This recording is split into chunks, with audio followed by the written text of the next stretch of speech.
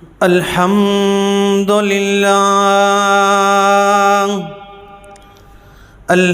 لله العلي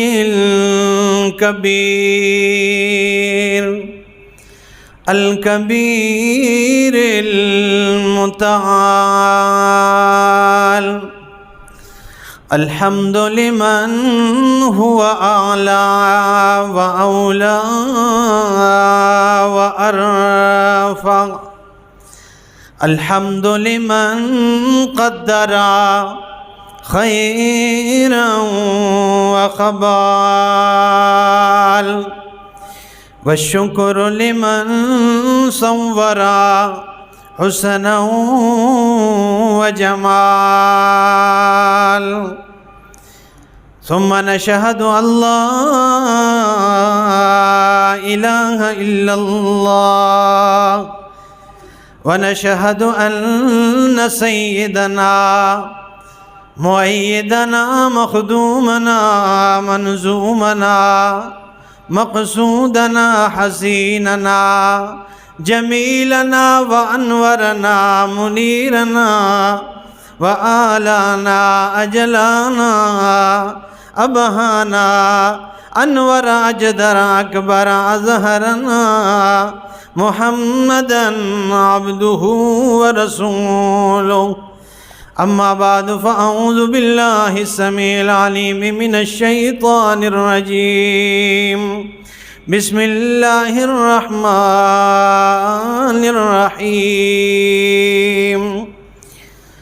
الله نزل أحسن الحديث كتابا متشابها مثاني تقشعر منه جلود الذين يخشون ربهم ثم تلين جلودهم وقلوبهم إلى ذكر الله.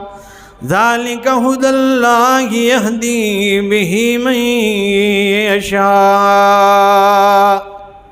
وقال النبي صلى الله تعالى عليه وسلم: خيركم من تعلم القرآن وعلمه. وقال النبي صلى الله تعالى عليه وسلم: إن الله يرفع بهذا الكتاب أقواما ويضع به آخرين. سبحان ربك رب العزة عما يصفون وسلام على المرسلين والحمد لله رب العالمین. کیسے ممکن ہے حقائق بھی سرابوں میں ملے، کیسے ممکن ہے حقائق بھی سرابوں میں ملے، رحمت حق کے نشاں کیسے عذابوں میں ملے. ساز وجدا سے سنو نغمہ عرفان و یقین، ارے یہ وہ نغمہ نہیں جو تم کو ربابوں میں ملے. نشہ عشق محمد سے خدا ملتا ہے، نشہ عشق محمد سے خدا ملتا ہے، ارے یہ وہ نشہ نہیں جو تم کو شرابوں میں ملے. انتہائی معزز سامعین، دوستو، بزرگوں، عزیز بھائیوں، نوجوان ساتھیوں، السلام علیکم ورحمۃ اللہ وبرکاتہ. انتہائی خوشی کا مقام ہے. میں آپ حضرات کا زیادہ وقت نہیں لوں گا، مختصر گفتگو کروں گا، لیکن آپ سے گزارش ہے کہ آپ توجہ میری طرف رکھیں گے. میں آپ کو زیادہ تنگ بھی نہیں کروں گا کہ آپ یہ کہیں وہ کہیں، یہ نہ، آپ میری طرف توجہ دیں گی تو میری محنت جو کچھ ہے وہ وصول ہو جائے گی. سب سے پہلے میں مبارکباد دیتا ہوں حافظ طلال احمد کو کہ انہوں نے انتہائی بہترین انداز میں مسجد فاروقیہ علیہ اشاعت التوحید و سنہ میں قرآن مجید سنایا اور آپ لوگوں نے سنا. سننے والے بھی مبارکباد کے مستحق ہیں، میں انہیں بھی مبارکباد دیتا ہوں. اور سنانے والے حافظ طلال اور ان کے والد گرامی کو اور ان کے تمام عزیز و اقارب کو مبارکباد دیتا ہوں کہ میں نے اپنی 26 سالہ زندگی میں تقریباً 97 میری پیدائش ہے، اس میں جب سے ہوش سنبھالا ہے تو حافظ طلال کی طرح تلاوت میں نے کسی حافظ کی نہیں سنی، اتنی صاف اور ستھری انداز میں جس طرح یہ اس نے قرآن سنایا ہے، میں قرآن میرے سامنے پڑھا ہے، اس طرح مجھے پاکستان میں نے نہیں سنا، ٹھیک ہے، بڑے بہترین انداز میں۔ یہ بہت خوشی کی بات ہے اور اللہ یہ خوشیاں ہمیں نصیب فرمائیں۔ تو مبارکباد دینے کے بعد آپ سے عرض کروں کہ انتہائی خوشی کے مواقع ہیں یہ، اور خاص کر جب یہ رمضان کا مہینہ شروع ہوتا ہے تو ہر جگہ قرآن مجید کی ایک بہاریں شروع ہو جاتی ہے، قرآن سنتے ہیں لوگ، قرآن سناتے ہیں، تو یہ ایک بہار لگ جاتی ہے، بہاریں شروع ہو جاتی ہے۔ کہیں قرآن مجید کا درس دیا جاتا ہے، تفسیر سے پڑھایا جاتا ہے، صبح سے لے کر شام تک درس میں بیٹھے ہوتے ہیں، اور رات جب آتے ہیں تو تھکاوٹ کے باوجود بھی وہ تراویح کے لیے آ کے رب کا قرآن سنتے ہیں۔ یہ بہت بڑی بات ہے۔ تو جس نے یہ اعمال کیے ہوں گے، جس نے قرآن سنا ہوگا، آج ان کی خوشی کا عالم انہیں اور اللہ کو پتہ ہوگا کہ ان کے دل کو کتنی راحت اور اطمینان حاصل ہوئی ہوگی۔ یہ تو انہیں سے آپ پوچھ لیں، یہ بہت بڑی بات ہے۔ اور اگر یہ جو مہینہ ہے، یہ ساری چیزیں جس کو حاصل ہو گئی تو وہ کامیاب ہو گیا، ظاہری بات ہے وہ لیلۃ القدر کو بھی پا گیا، اور اگر بالفرض نہیں پایا ہے تو ایک رات رہتی ہے، 29ویں رات جو کل آ رہی ہے انشاءاللہ، تو آپ جاگیے، آج بھی عبادت کیجئے اور کل بھی، تو یہ نہ ہو کہ یہ رات کل والی ہو اور ہم سے وہ چلی جائے، ہاتھوں سے نکل جائے، تو سب جاگیں گے نا انشاءاللہ، عبادت کریں گے نا۔ میرے دوستو، قرآن مجید ایک انتہائی افضل ترین اور عظمت شان والی کتاب ہے، لیکن اس کی شان اور عظمت کو سمجھنے کے لیے ضروری ہے کہ اسے بھیجنے والے کی شان اور عظمت کو سمجھا جائے۔ تو اس کا بھیجنے والا کون ہے؟ مالک کائنات ہے، جو رب العالمین ہیں، جو رب العرش العظیم ہے، جو آسمان و زمین کو پیدا کرنے والا ہے، جو آسمان کا مالک ہے، جو زمین کا مالک ہے، جو تخت سرا سے لے کر ثریا تک کا مالک ہے، جو عرش عظیم کا مالک ہے، جو ساری کائنات کو پیدا کرنے والا ہے، جو ساری مخلوقات کو پیدا کرنے والا ہے، سب کا خالق ہے، سب کا رازق ہے، سب کا مالک ہے۔ اتنی عظمتوں کا مالک کون ہے؟ رب العالمین۔ اور یہ کلام اس رب العالمین سے نکلا ہوا کلام ہے، تو یہ اتنا عظیم اور شان والا کلام ہے کہ اس کے بارے میں ہم اندازہ ہی نہیں لگا سکتے۔ اور اس کی تاثیر اور اثر اگر آپ دیکھ لیں تو بہت زیادہ تاثیر والی کتاب ہے۔ یہ میرے سامنے 23واں پارہ ہے اور سورہ زمر ہے، اور آیت نمبر 23 اللہ فرماتے ہیں، اللہ نزل احسن الحدیث کتابا متشابہا مثانیہ۔ اللہ نزل احسن الحدیث، اللہ رب العالمین نے بہترین حدیث اتاری ہے، بہترین کلام اللہ نے اتارا ہے۔ متشابہا، اللہ نے ایسی کتاب اتاری ہے جس کی آیتیں، جن کے مضامین آپس میں ملتے جلتے ہیں، ان کے مضامین آپس میں ملتے جلتے ہیں۔ مثانیہ، اور ایسی کتاب اللہ نے اتاری ہے جو رب العالمین کی وحدانیت، اللہ رب العالمین کے توحید والے مضمون کو بار بار بیان کرنے والی ہے، جو اللہ کی وحدانیت والے مضمون کو بار بار بیان کرنے والی کتاب ہے۔ تقشعر منہ جلود الذین، اور جب یہ کتاب پڑھی جاتی ہے تو مومنوں کے اوصاف یہ ہیں کہ ان کے جسم پہ رونگٹے کھڑے ہو جاتے ہیں، ان لوگوں کے جسموں پہ رونگٹے کھڑے ہو جاتے ہیں۔ یخشون ربہم، جو رب العالمین کا خوف رکھنے والے ہیں، جو اللہ کا ڈر رکھنے والے ہیں۔ ثم تلین جلودہم، اور اس کے بعد ان کے وجود نرم ہو جاتے ہیں۔ وقلوبہم، ان کے دل نرم ہو جاتے ہیں۔ الی ذکر اللہ، اللہ کے ذکر کی طرف، اللہ کے یاد کی طرف ان کے دل نرم ہو جاتے ہیں، مائل ہو جاتے ہیں۔ ذالک ھدی اللہ، یہ اللہ کی ہدایتیں، یہ کیا ہے؟ یہ اللہ کی ہدایتیں، یہدی بہ من یشاء، وہ جس کے لیے چاہتا ہے اس کے ذریعے راہ دکھا دیتا ہے، وہ جس کے لیے چاہتا ہے اس کے ذریعے راہ دکھا دیتا ہے۔ اللہ رب العالمین نے اس کلام کی تعریف کی ہے، اور دوسری مثال اس کی تاثیر سنیے۔ یہ پارہ نمبر 9 ہے، میرے سامنے سورۃ الانفال ہے،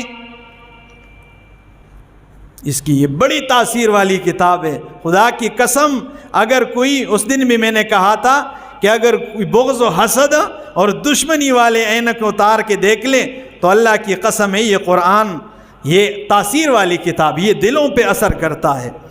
یہ پارہ نمبر 9 ہے، سورۃ الانفال آیت نمبر 2 میں اللہ فرماتے ہیں انما المؤمنون الذین، یا مومنین کے 5 اوصاف کا ذکر کیا ہے۔ انما المؤمنون الذین، بے شک مومنین وہ لوگ اذا ذکر اللہ، جب اللہ کا ذکر کیا جائے، جب اللہ کو یاد کیا جائے، جب اللہ کا تذکرہ کیا جائے تو وجلت قلوبہم، تو ان کے دل ڈر جاتے ہیں۔ وَإِذَا تُلِيَتْ عَلَيْهِمْ آیَاتُهُ، اور جب ان پہ اللہ رب العالمین کی آیتیں پڑھی جاتی ہیں تو وہ دشمنی پہ نہیں اترتے، وہ مخالفت نہیں کرتے ہیں، وہ مخالفت پہ نہیں اتر آتے ہیں، بلکہ کیا ہوتا ہے؟ زادتہم ایمانا، ان کا ایمان اور بڑھ جاتا ہے، ان کے ایمان میں اور نورانیت زیادہ ہو جاتی ہے۔ وَعَلَىٰ رَبِّهِمْ يَتَوَكَّلُونَ، اور اپنے رب پہ توکل اور بھروسہ اور اعتماد کرتے ہیں۔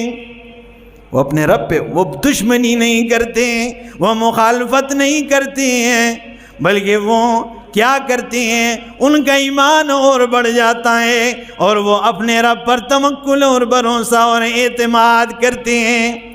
امام راضی رحمہ اللہ کے حوالے سے ہمارے استاد محترم شیخ القرآن امام محمد طیب طاہری اپنی تفسیر تنویر الجنان میں ذکر کرتے ہیں۔ امام راضی رحمہ اللہ فرماتے ہیں کہ قرآن مجید تو وہ کتابیں جب یہ پڑھی جاتی ہیں تو مومنوں کے اوصاف یہ ہیں کہ ان کے وجود پہ رونگٹے کھڑے ہو جاتے ہیں اور ان کے دل مائل ہو جاتے ہیں، ان کے دل ڈر جاتے ہیں جب قرآن کی آیتیں پڑھی جاتی ہیں۔ لیکن یہ نہیں فرمایا کہ جب قرآن کی آیتیں پڑھی جاتی ہیں تو ٹانگیں ہوا میں اڑنے لگتی ہیں یا ان پہ بے ہوشی طاری ہو جاتی ہیں، ورنہ وہ فرماتے ہیں قرآن مجید محمد رسول اللہ صلی اللہ علیہ وسلم پہ اترائے اور صحابہ کی محفل میں اترائے اور جبریل امین لے کے آیا ہے، اور محمد رسول اللہ صلی اللہ علیہ وسلم قرآن پڑھتے ہیں، کیونکہ محمد مصطفیٰ صلی اللہ علیہ وسلم سے زیادہ خوبصورت قرآن کوئی پڑھ سکتا نہیں ہے،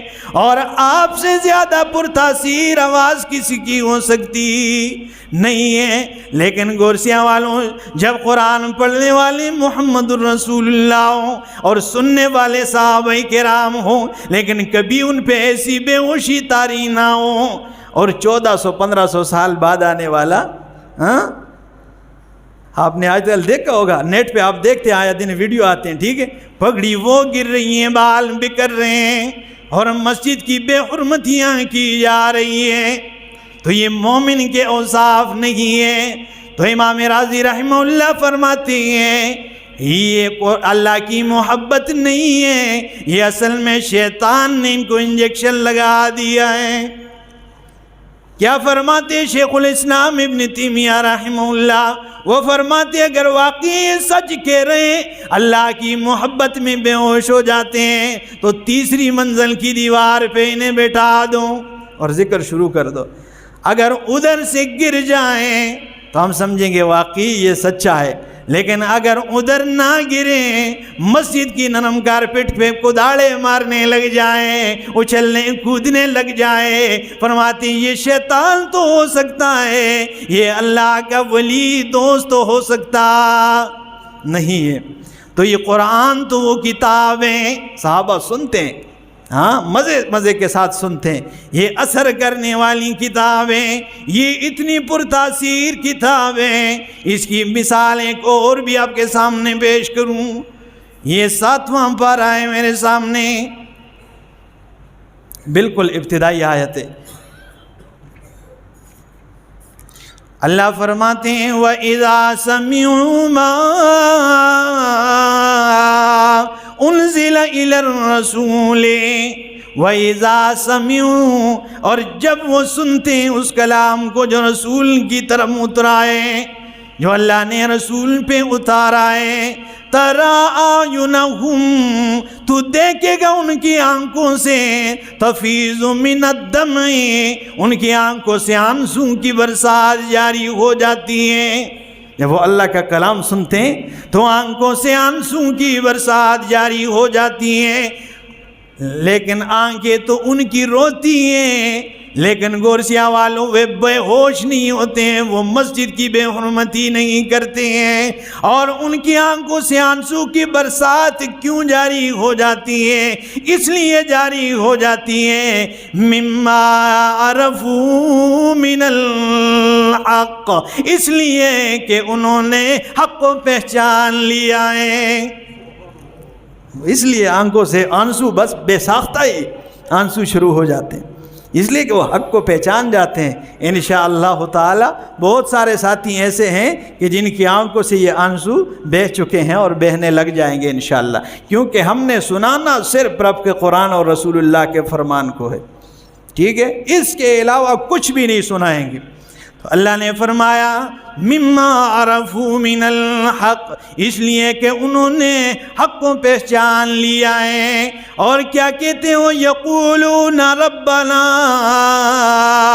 آمنا فاکتمنا مع الشاہدین، وہ کہتے ہیں ہمارے رب ہم تو ایمان لے آئے، فَاكْتُبْنَا ہمیں لکھ لیں مع الشاہدین گواہی دینے والوں میں سے، یعنی تیری توحید کی گواہی دینے والوں میں سے، ہم تیری وحدانیت کی گواہیاں دیتے اللہ، ہمیں تیری توحید و وحدانیت کی گواہوں میں سے لکھ ڈالیں، ہم ایمان لے آئے ہیں۔ تو یہ بڑی پرتاثیر کتاب ہے، یہ تو قرآن کی تاثیر ہے نا، ہاں اندازہ لگائیں ذرا، یہ تو مومن کی بات ہو رہی ہے، کافر پہ جتنا اثر انداز ہے۔ مشرکین کو جب معلوم ہوا کہ محمد الرسول اللہ صلی اللہ تعالی علیہ وسلم کی آواز تو دن بدن بڑھتی جا رہی ہے، آپ کی آواز تو دن بدن پھیلتی جا رہی ہے، ہم تو مکہ میں پابندیاں لگا رہے ہیں لیکن وہ تو اطراف عالم میں پھیل چکا ہے، تو انہیں خطرہ لائق ہو گیا اور مشورہ کرنے لگے کہ بھئی ایک تیز تراز آدمی ہونا چاہیے۔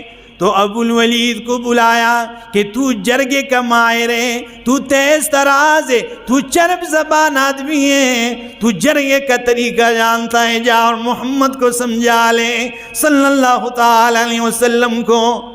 میں نے آپ کو کئی بار کہا ہے کہ جب بھی محمد صلی اللہ تعالی علیہ وسلم کا نام لیا جائے تو بے ساختہ ہی کہہ دیا کرو صلی اللہ تعالی علیہ وسلم، کیونکہ جس ہستی نے اپنی ساری زندگی تمہاری بلائی پہ لگا دیے، جس نے اپنی ساری حیات امت کو سنوارنے پہ لگا دیے، تو یہ اس کا حق ہے کہ جہاں ان کا نام نامی اسم گرامی آ جائیں تو بے سخت ہی کی دیا کریں صلی اللہ تعالیٰ علیہ وسلم۔ تو کہنے لگے کہ جاؤ سمجھاؤ یہ کیا مانگنا چاہتا ہے، مذاکرات کر لو۔ ابو الولید آیا، بیٹھا آپ صلی اللہ تعالیٰ علیہ وسلم کے سامنے اور کیا کہتا ہے، اے میرے بھتیجے تو کیا چاہتا ہے؟ اگر تو لیڈری چاہتا ہے، تو یعنی بادشاہی چاہتا ہے، تو آج سے ہم اعلان کرتے ہیں کہ تو ہمارا لیڈر اور رہنما ہے، تو ہمارا بڑا ہے۔ اور اگر تو مال و دولت چاہتا ہے، عرب کے سارے خزانوں کو سمیٹ کے آپ کے دامن میں ڈال دیں گے۔ اور اگر تو شادی کرنا چاہتا ہے تو ہم عرب کے حسین و جمیل عورت سے تمہارا نکاح کرا دیں گے۔ اور اگر تو میرے بھتیجے اگر تو پاگل ہو گئے، نعوذ باللہ تیرے دماغ کام چھوڑ گئے، تو ہم ہر طرح کی کوشش کر کے آپ کے علاج کرنے کے لیے بھی تیار ہیں۔ اللہ اکبر۔ ان باتوں سے آپ کو تکلیف تو تھوڑی بھی ہوگی، لیکن آپ صلی اللہ تعالیٰ علیہ وسلم فرمانے لگے کہ ابو الولید میں جو چاہتا ہوں سن لے۔ ٹائم ہے؟ کہنے لگا ہاں میں جرگے پہ آیا۔ آپ نے تلاوت قرآن شروع کر دی اور سورہ حامیم سجدہ شروع کی۔ فرمایا بسم اللہ الرحمن الرحیم، حامیم تنزیل من الرحمن الرحیم، کتاب فصلت آیاتہ، یہ تو قرآن وہ کتابیں جن کی آیتیں کھول کھول کے بیان کی گئی ہیں، قرآن عربین، یہ قرآن عربی زبان میں، لقومی یعلمون، اس قوم کے لیے جو جانتے ہیں علم رکھتے ہیں، بشیرن، یہ خوشخبریاں سنانے والا ہے، یعنی جنت کی بشارتیں سنانے والا ہے، نیک اعمال کرنے والوں کو اچھی اچھی بشارتیں دینے والا ہے، وَنَذِيرًا، اور قرآن سے بے رخی اختیار کرنے والوں کو جہنم اور آگ سے ڈرانے والا ہے۔ فَأَعْرَضَ أَكْثَرُهُمْ فَهُمْ لَا يَسْمَعُونَ، لیکن ان میں اکثر اعراض کرتے ہیں، یہ قصے اور کہانیاں تو شوق سے سنتے ہیں، یہ واہیات اور لغویات تو شوق سے سنتے ہیں، لیکن یہ رب کا قرآن فَهُمْ لَا يَسْمَعُونَ، رب کا قرآن نہیں سنتے ہیں۔ یہ قصے اور کہانیاں بڑے شوق سے سنیں گے، یوں آنکھیں نکال کے، ٹھیک ہے، لیکن جب قرآن شروع ہو جائے تو سورہ مدثر میں میں نے آپ کو وہ اشارے بھی بتائے تھے منافق کی کہ یہ ہیں یوں یہ مونچھوں کو تاؤ دے کر آپ کو ڈرائے گا۔ ہمارے استاد فرماتے ہیں یہ بڑا تاؤ دے گا ایسے کہ یہ بس کر دے، ٹھیک ہے نا، اور کبھی چادر کندھے پہ رکھ کے اٹھنے کی کوشش کرے گا کہ بھائی یہ بس کر دے۔ رب کا قرآن بس نہیں کرنا ہے، تو نے بالکل اسی انداز میں بیان کرنا ہے جیسا اساتذہ نے سکھایا ہے تمہیں، ٹھیک ہے۔ تو یہ نہیں سنتے، واہ یا اللہ نے فرمایا فَهُمْ لَا يَسْمَعُونَ، یہ رب کا۔ تو جب آپ صلی اللہ تعالیٰ علیہ وسلم پڑھتے جا رہے ہیں اور جو آیت سجدہ پر پہنچ گئے ہیں، اللہ کے رسول فوراً سجدے پہ گرے ہیں، اور تھوڑی دیر کے بعد جب دیکھا ابو الولید فوراً آپ کو دیکھ کر سجدے پر جانے لگا اور سجدے میں گر گیا، اور سجدے سے جب سر اٹھا لیا، آپ صلی اللہ تعالی علیہ وسلم کے سامنے سے بالکل خاموشی سے اٹھ کے چلا گیا۔ اور جب گیا تو سارے مشرکین انتظار میں کہ بھئی مذاکرات کر کے آئے، کیا کہا ہے؟ تو آگے وہ کیا کہنے لگا واللہ لقد سمعت من محمد کلاما ما هو من کلام الانس ولا من کلام الجن ان له لحلاوۃ وان علیہ لطلاعۃ وان اعلاه لمثمر وان اسفله لمغدق وانه لیعلو ولا یعلی علیہ ما هو قول البشر۔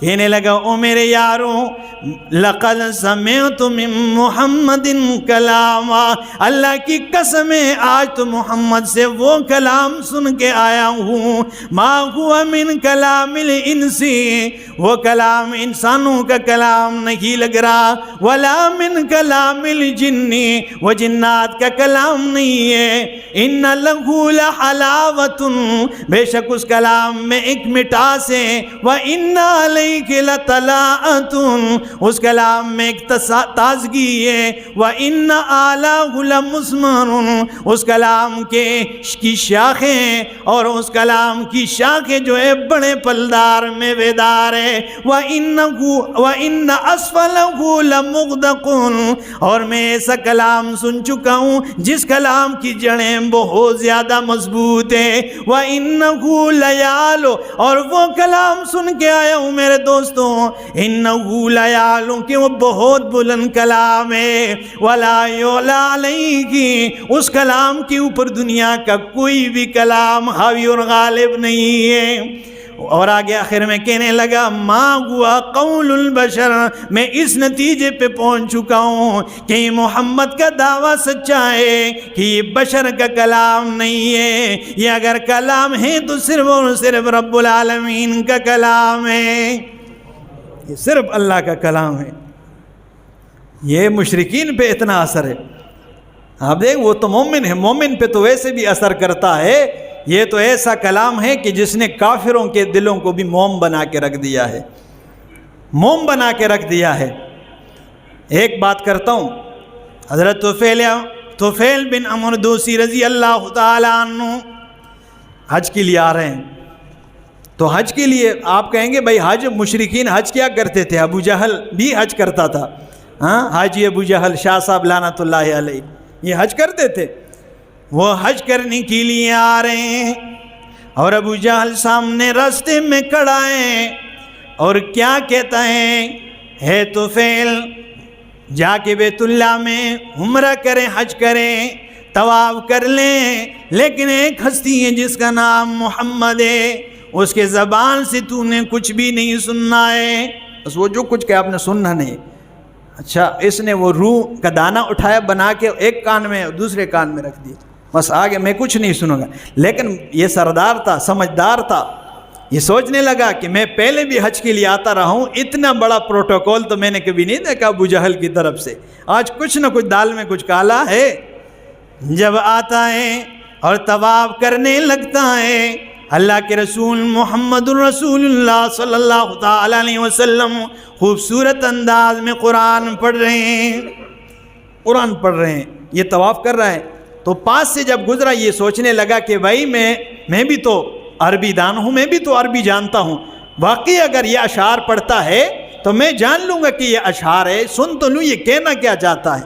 ایک کان کا دانہ نکال دیا، جب سنا، دوسرا جب طواف کیا، چکر لگا کے آیا تو وہ دوسرا دانہ بھی نکال دیا، کان کھول دیے، جب کانوں میں قرآن کی گونج پڑی اور وہ بھی محمد الرسول اللہ صلی اللہ تعالیٰ علیہ وسلم کی زبان سے، تو جو ہی آپ اٹھ کے جانے لگے گھر کی طرف، تلاوت ختم کر کے معمول کے مطابق، یہ پیچھے جانے لگا، اور جو ہی آپ دروازے کے اندر داخل ہو رہے ہیں، یہ فوراً سامنے کھڑے ہو کے ایک دم کہنے لگا اشہد اللہ الہ الا اللہ و اشہد ان محمدن عبدہ و رسولہ، بآواز بلند کلمہ پڑھا اور اسلام قبول کر لیا۔ اور اس کے ساتھ جو 70-80 آدمی آئے تھے وہ بھی سارے کے سارے مسلمان ہو گئے۔ یہ تو بڑی پرتاثیر کتاب ہے، اللہ ہمیں اس کی محبت نصیب فرمائے، اللہ ہمیں اس کی الفت نصیب فرمائے، اور اللہ ہمیں اس کی سمجھ نصیب فرمائے۔ ہاں سنتے تو ہیں سارے لوگ، آپ نے سنا ہوگا، اس کا بہت زیادہ اجر ہے، بہت اجر ہے، لیکن جب آپ کو اس کی سمجھ ہوگی اور آپ سمجھیں گے کہ یہ بچہ آگے کیا کہہ رہا ہے، یہ بچہ کہہ رہا ہے ما کان للنبی والذین آمنوا، کسی نبی کے لیے یہ جائز نہیں ہے، کسی مومن کے لیے یہ جائز نہیں ہے ان یستغفروا للمشرکین، یہ کہ وہ مشرکین کے لیے مغفرت کی دعائیں مانگے۔ اور جب یہ بچہ تلال پڑھ رہا ہوگا، یا بنی لا تشرک باللہ ان الشرک لظلم عظیم، اے میرے بیٹے شرک اللہ کے ساتھ کبھی شرک نہیں کرنا ہے، اس لیے کہ مشرک سب سے بڑا ظالم ہوتا ہے، موحد توحید سب سے بڑا انصاف ہے، موحد سب سے بڑا منصف ہے۔ اور جب یہ تلال پڑ رہا ہوگا ایاک نعبد و ایاک نستعین، اے اللہ ہم تیری ہی عبادت کرتے ہیں، تجھ ہی سے مدد مانگتے ہیں، جب آپ کو یہ سمجھ میں آئے گا تو اللہ کی قسم ایک لطف اٹھاؤ گے اس سے۔ لیکن جب سمجھ ہی نہیں آئے گا اور یہ پڑھے گا لا تأکلوا الربا، سود نہ کھاؤ، اور پیچھے کوئی سود خور کھڑا ہوگا، اسے کیا پتہ ہوگا، اسے اس کی عذاب اور اس کی سزا کا کیا پتہ ہوگا۔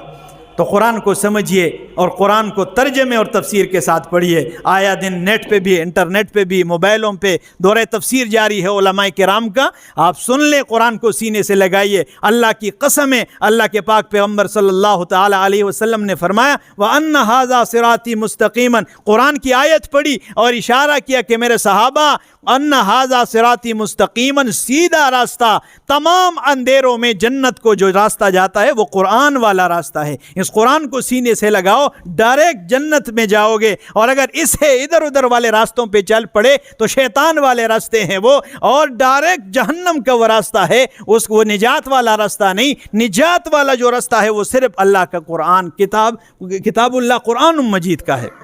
اللہ ہمیں عمل کی توفیق عطا فرمائے۔ آخر دعوانا الحمدللہ رب العالمین۔